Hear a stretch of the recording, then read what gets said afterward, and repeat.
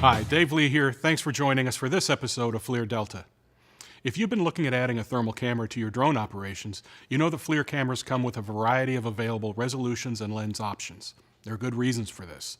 Lower resolution cameras can cost a lot less, and different mission profiles work best with different lenses. The downside of having all these options is that newcomers to thermal technology often don't know which combination of resolution and lens is best for what they're trying to accomplish. Since there's no hard and fast rule about what combination will work best for a given application, in this video we're going to show you some image comparisons that we hope will make it easier for you to pick the right resolution and lens for your missions. First, let's talk about resolution.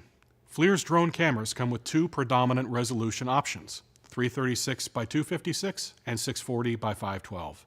The higher your camera's resolution, the more pixels you'll have on the scene, which gives you better image detail, but with a similar lens, the higher resolution will have significantly wider field of view, so those pixels will be spread over a wider ground footprint in the image you see. This wider field of view can greatly decrease your detection range. Each resolution camera has a few lens options with different focal lengths and fields of view.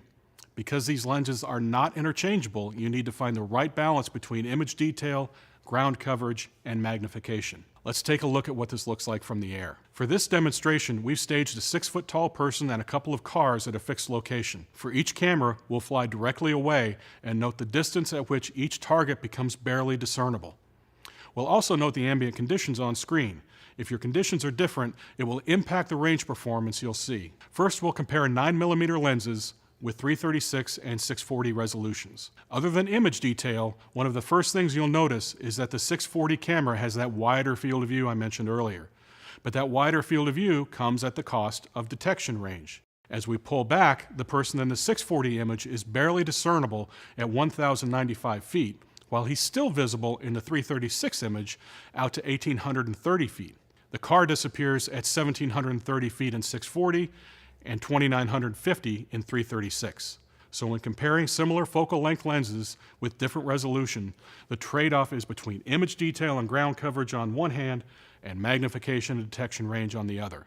You'll have to decide which is a higher priority for your missions. Next, we'll compare resolutions again, but this time we'll use lenses that have similar fields of view.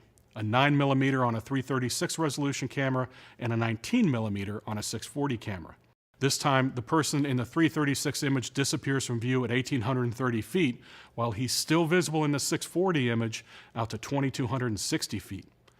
The car disappears at 2,950 feet in 336 and 3,780 feet in 640. That demonstrates the advantages of the higher 640 resolution camera, better image detail, and longer detection range. Finally, let's take a look at the 9, 13, and 19mm lenses, but all in 640 resolution. This gives you a good idea of the trade-off between the area you can cover and the range at which you can make out targets within a given resolution. I hope that helps you visualize the difference between the available resolutions and fields of view that you need to consider when selecting your drone thermal camera. Keep checking back for new episodes and free, helpful downloads at FLIR.com/Delta. Fly safe, and I'll see you next time.